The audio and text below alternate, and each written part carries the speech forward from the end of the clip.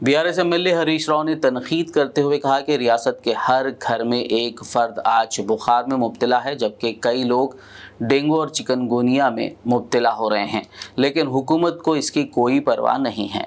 हरीश राव ने आज तेलंगाना भवन में प्रेस मीट से खिताब करते हुए कहा कि रियासत में डेंगू के मामलात में 36% इजाफा हुआ है, ताहम हुकूमत ने अब तक डेंगू केसेस पर एक भी जायज़ा इजलास मुनक्किद नहीं किया। उन्होंने कहा कि उस्मानिया, गांधी हॉस्पिटल और दीगर सरकारी अस्पतालों में अद्वियात दस्तयाब नहीं हैं। रियासत में साफ़ सफाई नहीं की जा रही है। देहातों और म्यूनसिपैलिटीज़ में कचरा नहीं उठाया जा रहा है। खुद जीएचएमसी कमिश्नर का कहना है कि उनके घर से भी कचरा नहीं उठाया जा रहा।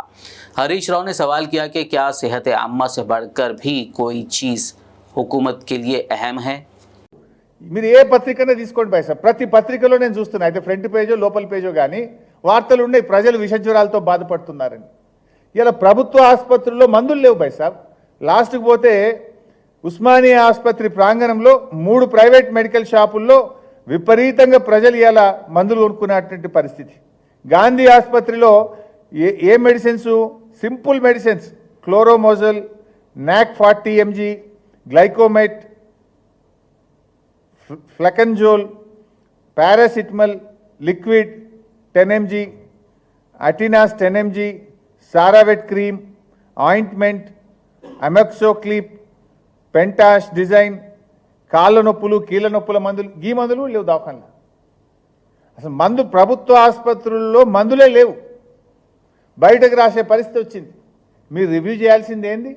ప్రజల ఆరోగ్యం కంటే ముఖ్యమైనది ఏంటిది? ఇవాళ ఎక్కడ చూసినా రాష్ట్రంలో పూర్తిగా పారిశుద్ధ్యం పడకేసింది. గ్రామాల్లో కానీ మున్సిపాలిటీల్లో ఎక్కడ కూడా చెత్త ఎత్తే పరిస్థితే లేదు. జిహెచ్ఎంసీ కమిషనరే చెప్తుంది కదా, నా ఇంట్లోనే 3 రోజులు చెత్త ఎత్తలేరని. ఇక ప్రజలు కూడా పట్టించుకోవాలి. మాకేం ఫోన్లు వస్తున్నాయంటే ప్రైవేట్ హాస్పిటల్లో బెడ్ దొరకలేదన్నా జర్రా ప్రైవేట్ హాస్పిటల్కి ఫోన్ చేసి ఒక అడ్మిషన్ ఇప్పియవా, ఆ పరిస్థితి వచ్చింది రాష్ట్రంలో.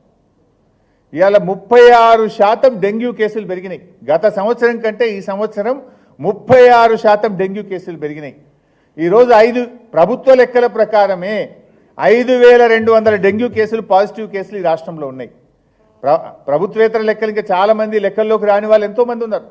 కొన్ని వేల మంది ప్రజలు ఇలా డెంగ్యూతో బాధపడుతున్నారు, కొన్ని వేల మంది చికెన్ గున్యాతో బాధపడుతున్నారు, కొన్ని వేల మంది బాధపడుతున్నారు. నిన్నేదో పని ఉండి నేను కౌన్సిల్ చైర్మన్ గారికి ఫోన్ చేస్తే చికెన్ గున్యా వచ్చింది బైసాబ్, హాస్పిటల్లో జాయిన్ అయినా అన్నాడు మన కౌన్సిల్ చైర్మన్ గారు. అంటే ఇట్లా ఎవరిని మాట్లాడించినా ఆసుపత్రుల్లో ఇబ్బంది పడుతున్నటువంటి పరిస్థితి ఉన్నది ఈరోజు.